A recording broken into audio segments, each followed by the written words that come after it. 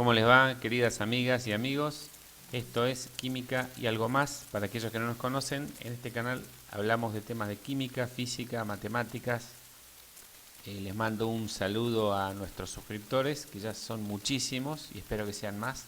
Así que bueno, vamos directo al grano. Hoy puntualmente vamos a hablar de el cálculo de pH en ácidos débiles. Ustedes saben que pH, que es potencial hidrógeno, es un parámetro muy pedido en química y sin ahondar mucho en la teoría,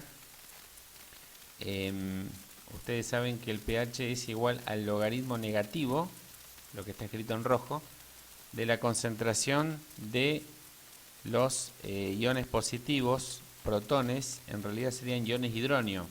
El protón era el hidrógeno con el positivo, pero actualmente se está usando más el H3O, que es lo mismo, es ese hidrógeno unido a una molécula de agua, porque H más H2O queda H3O, es exactamente lo mismo. Bien, en los ácidos fuertes o en las bases fuertes no es difícil, porque en ese caso no existe la disociación parcial. Cuando es un ácido fuerte como el clorhídrico, el sulfúrico, el ácido nítrico, la disociación es al 100%, ¿sí?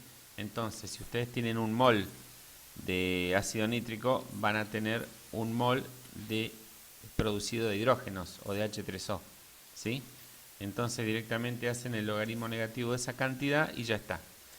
El cálculo de pH en ácidos fuertes y electrolitos fuertes, bueno, ya lo expliqué en otro tutorial, después les dejo un enlace, pero es más complicado cuando es un ácido débil, en el cual la disociación o la separación en iones es parcial, no es total.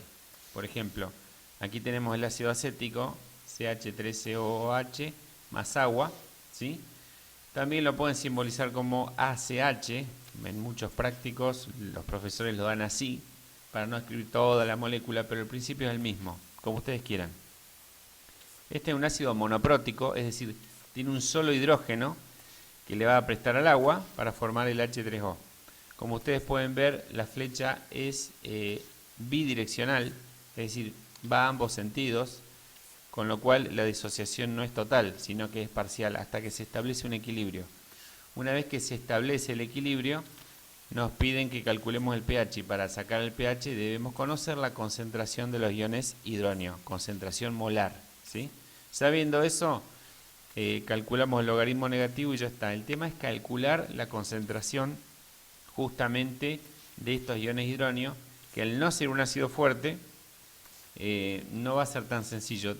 Necesitamos sí o sí de la famosa constante de disociación.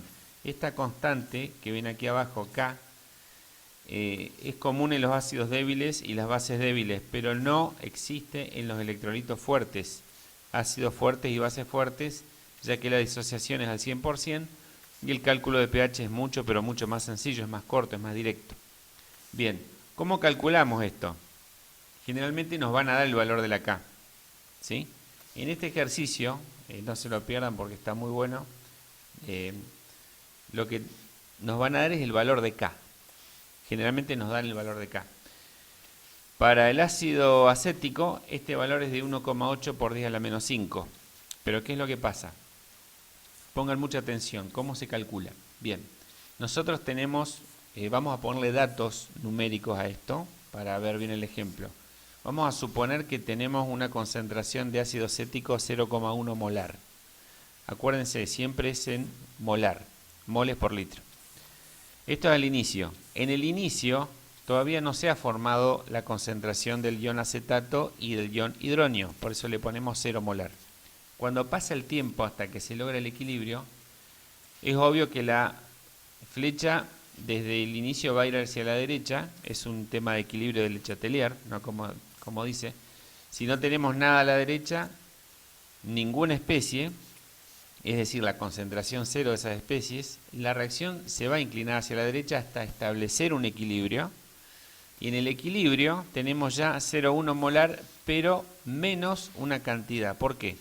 Porque el equilibrio, cuando se fue hacia la derecha, se formó una cantidad de acetato y de ion hidronio, una cantidad que no conocemos, que la llamamos obviamente X.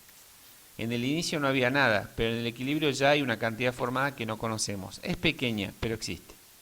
Esa misma cantidad X se formó a expensas de la cantidad que teníamos de ácido acético, que es 0,1 molar. Por lo tanto, en el equilibrio ya no es 0,1 molar, es 0,1 molar menos X. La misma X que se forma a la derecha es la que le restamos a la izquierda. ¿Por qué? Porque estos productos, que son los iones acetato y iones hidronio, se forman a expensas, ¿sí?, en detrimento de la concentración inicial del ácido acético. Bien, entonces, si hubiéramos tenido, por ejemplo, un 2 aquí adelante, en el acetato, acá deberíamos poner 2X. Si hubiera un 3, 3X. ¿Se entiende? Y esa misma cantidad se le resta al acetato. Perdón, esa misma cantidad no. Si hubiera un 3, le ponemos 3X. Depende del coeficiente estequiométrico. En este caso, como es 1, no se pone el 1. Tenemos un mol de acético, un mol de acetato y un mol de hidronio. Entonces, a todos le ponemos una X. Si tuviéramos, por ejemplo, no sé, 4 moles de acético, aquí hay que restar 4X. Si tenemos 5 moles de aquí hay que poner 5X.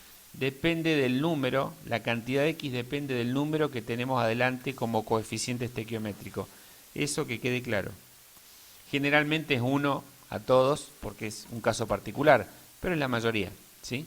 Bien, ¿qué dice la K? Volvemos a poner la K que teníamos antes. Recuerden que la K de equilibrio es el producto de las concentraciones de los productos, ¿sí?, dividido la concentración del reactivo que tenemos a la izquierda. Todo entre corchetes, quiere decir que son concentraciones molares, ¿sí? Bien, ahora reemplazamos, como no tenemos la concentración de acetato e hidronio, ponemos XX. La K, recuerden, se utiliza solamente en el equilibrio y solamente varía con la temperatura, como lo he explicado en otro tutorial, ¿sí? Pueden ver en la lista de reproducción constante de equilibrio. Bien, ¿y cuánto tenemos de acético? En el equilibrio 0,1 molar menos X. Entonces reemplazamos el denominador como 0,1 molar menos X. Continuamos aquí. Como las dos X son iguales estas, es importante que sepan, son exactamente iguales, las multiplicamos y nos queda X al cuadrado.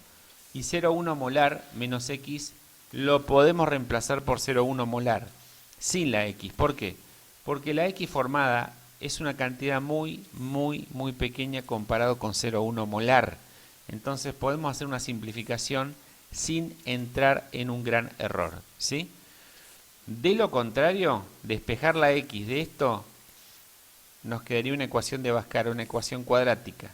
¿Se entiende? Porque la K la tenemos, es 1,8 por 10 a la menos 5.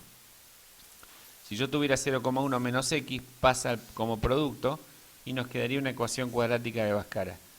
Tampoco es tan difícil hacer una ecuación cuadrática, ¿sí?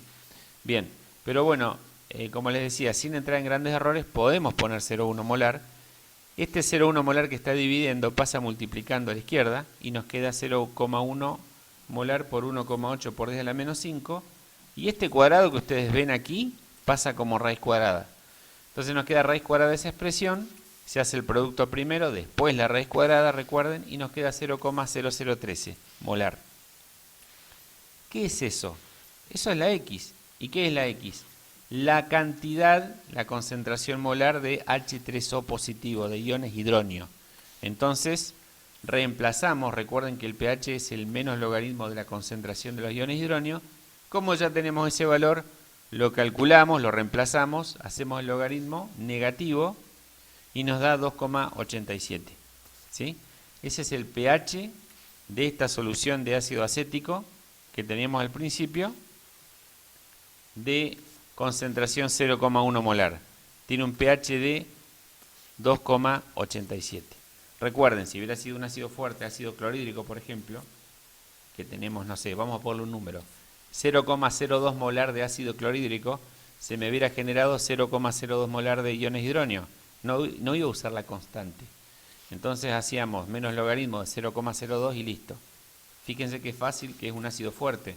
Pero un ácido débil o una base débil, ya vamos a poner ejemplos con bases débiles, requiere de que hagamos toda esta expresión, ¿sí? toda esta mecánica para analizar bien qué sucede al inicio, qué sucede en el equilibrio. Hay que trabajar bien con las X, reemplazarlo en la K de equilibrio, en la K de disociación, y después hacer un despeje matemático, que fíjense, aquí zafamos de hacer una Bhaskara, pero a veces hay que hacer una Bhaskara. Entonces es mucho más largo tratar a los ácidos débiles y bases débiles que a los ácidos y a las bases fuertes. Así que bueno, espero que hayan entendido. Ahora ya saben calcular el pH de un ácido débil. Les mando un gran abrazo. Patricio, como siempre, les desea lo mejor. Muchos éxitos en los exámenes. Y recuerden que hay mucha más información en el blog, ¿sí? Pueden acceder a www.quimicayalgomás.com, ¿sí? Ahí también pueden ver que tenemos disponible un ebook a un precio muy pero muy económico, en donde va a haber mucho material de química, muchísimo. Todo esto está en el ebook, Bases de Química General. Así que bueno, ahí pueden entrar al sitio, pueden ver todo la info que tenemos, el ebook y mucho más. Bueno, me despido y como siempre, muchos éxitos en los exámenes. Hasta pronto.